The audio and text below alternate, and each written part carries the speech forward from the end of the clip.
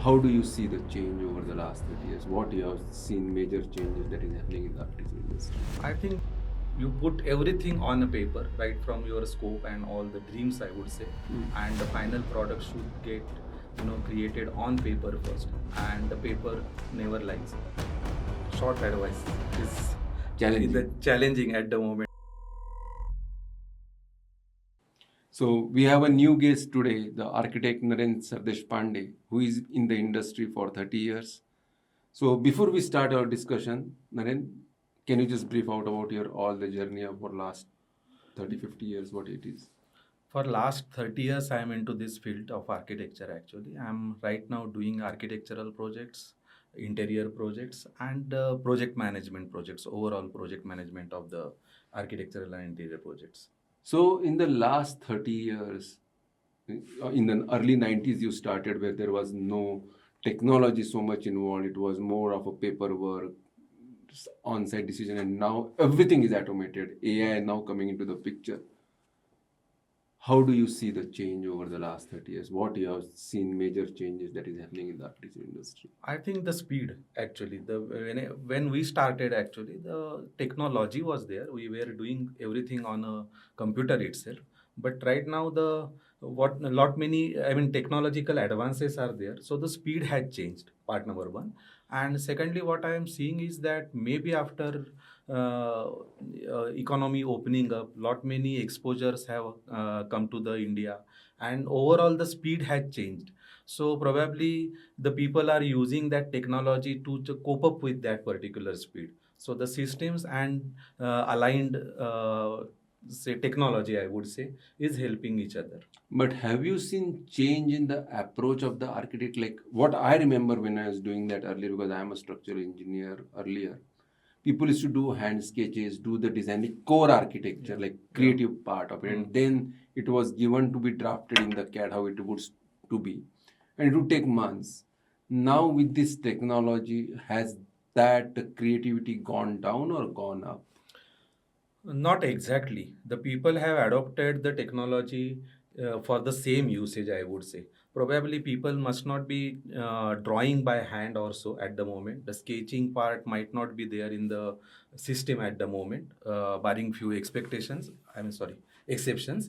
But people are, more or less using the same kind of system, but adopting the technology, and the same things are going up actually. But is it followed across the board, or there are still the old school thought and the new school thought people that Yeah, the I would say the thought processes are different depending upon the generations. Probably, I would say the thought processes have definitely changed actually, but the old school thought, I would say, are getting more deep into the technology and the systems probably, whereas the new people are more, mm, adopting the technology more, and the approach is technological, I would say. But how do you see the in-depth knowledge? I mean, I am feeling difference in my civil engineering side of it.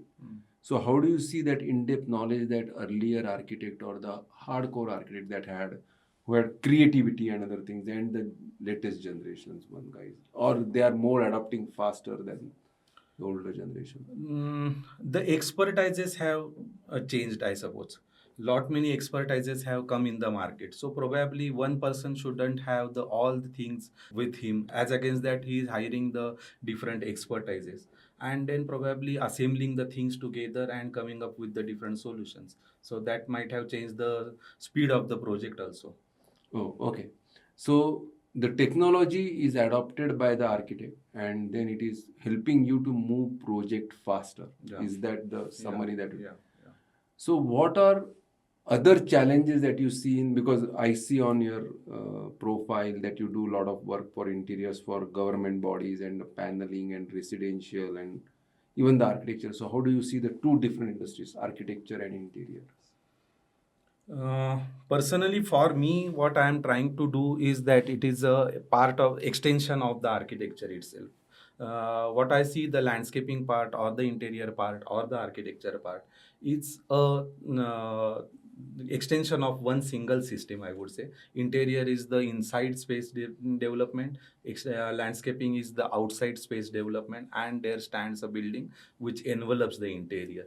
So envelope of the building is a deciding factor or dividing factor between the landscaping and the interior. So generally, when I work, or I'm more into interiors, so whenever I work in the on the interior projects, I don't see it as a different than the architectural project as such, because it is the same space that I am creating and I am developing and finishing the things.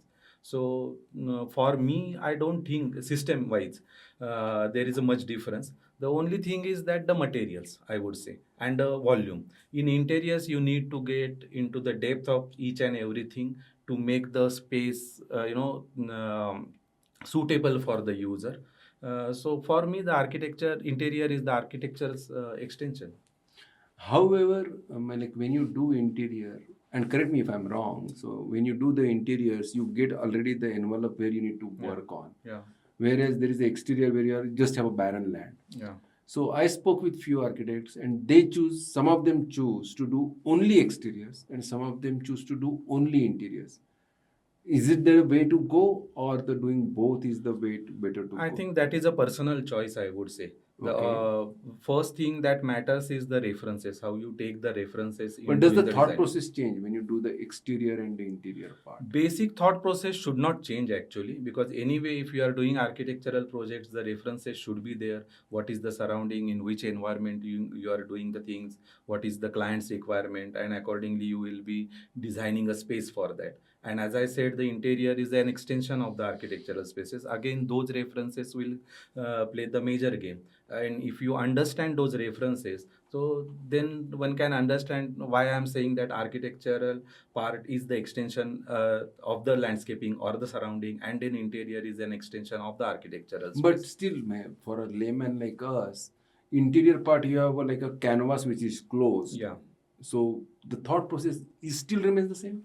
Yeah, thought process remains same actually, but the handling of that particular project will definitely change, because the materials will get Will changed, change. Yeah, and certain systems will get changed. But the basic design philosophy should remain same actually. So while this is mainly for the people who do the interiors of their house and guidance on that process, what they should look for when they are choosing somebody for a interior designing of their apartments. The skill doesn't matter, or a corporate, what they should look for.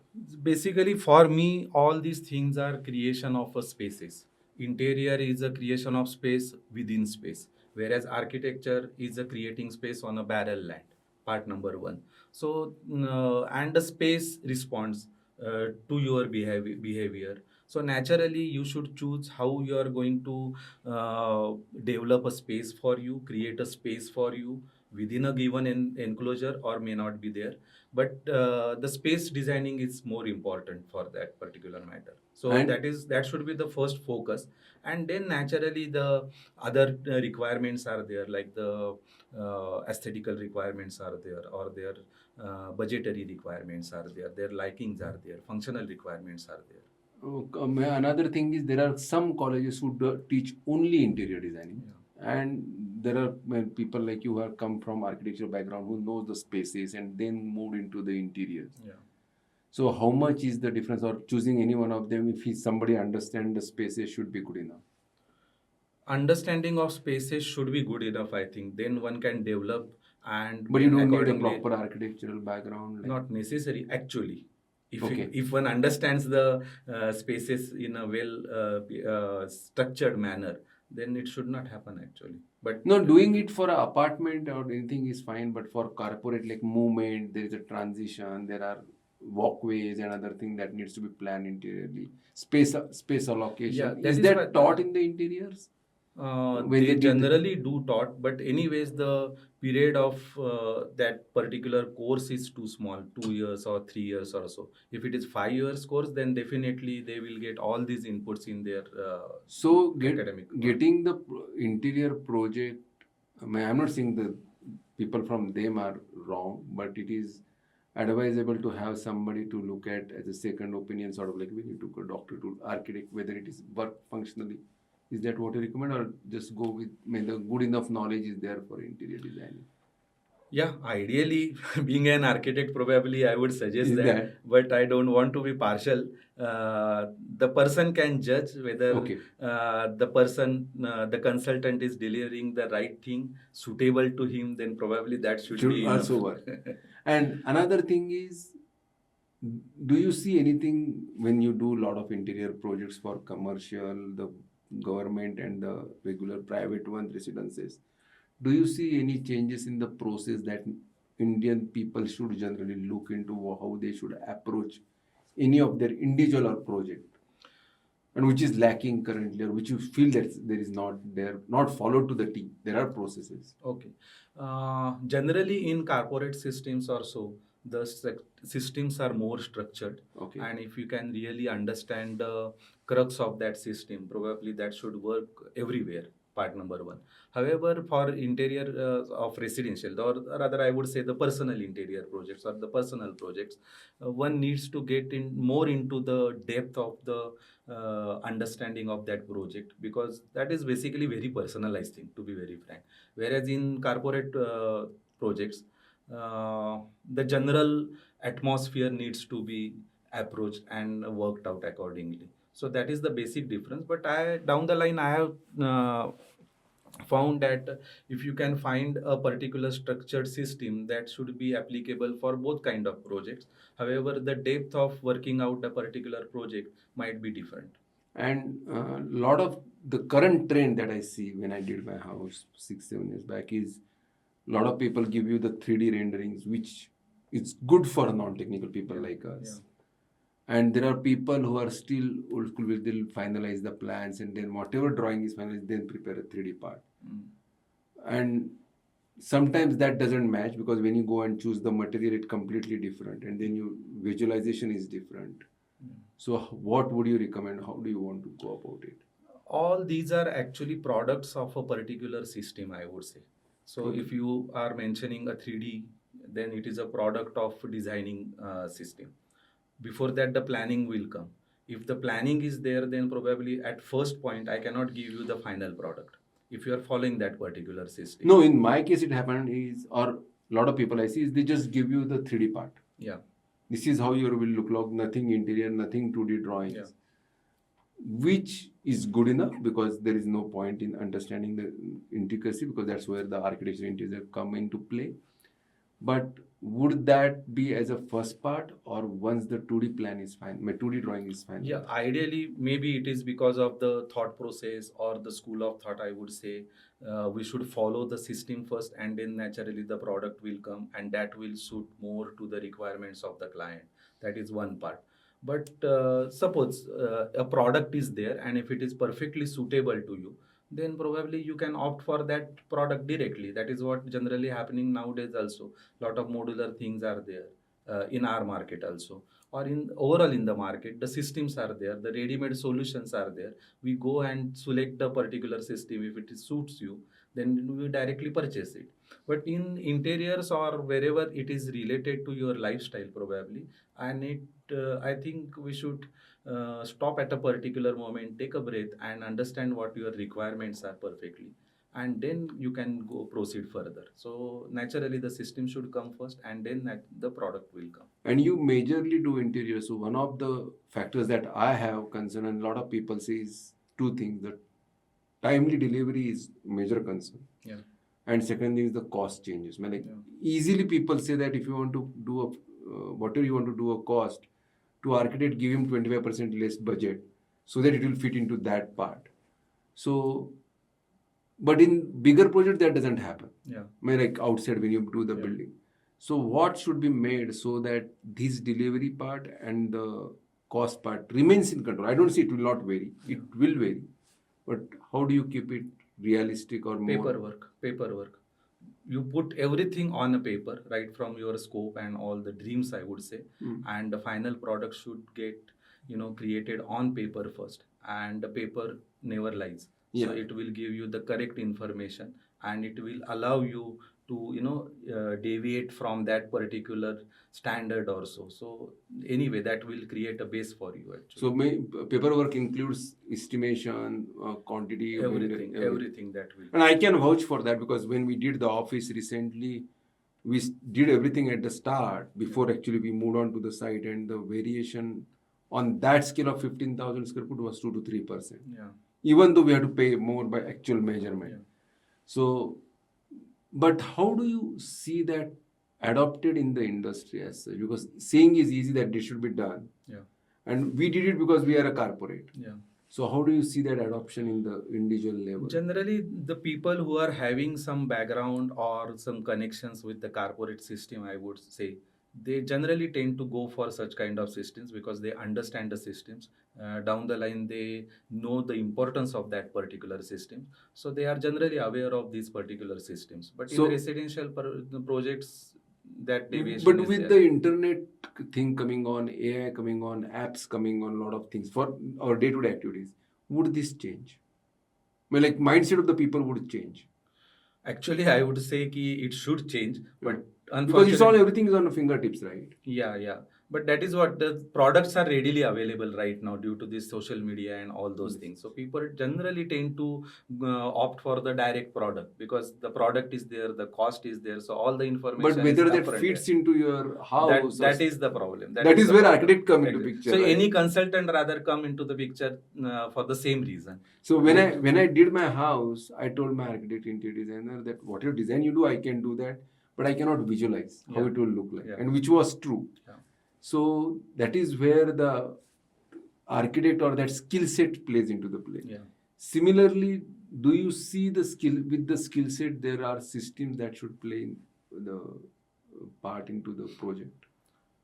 Systems in what sense? The systems in terms of project management where the client has a clarity what is going on, and in terms of cost, delivery, and the quality which is by default. Definitely. Because whenever you are speaking of a project, naturally the management has to come over there. And before a designing activity, the planning activity should happen.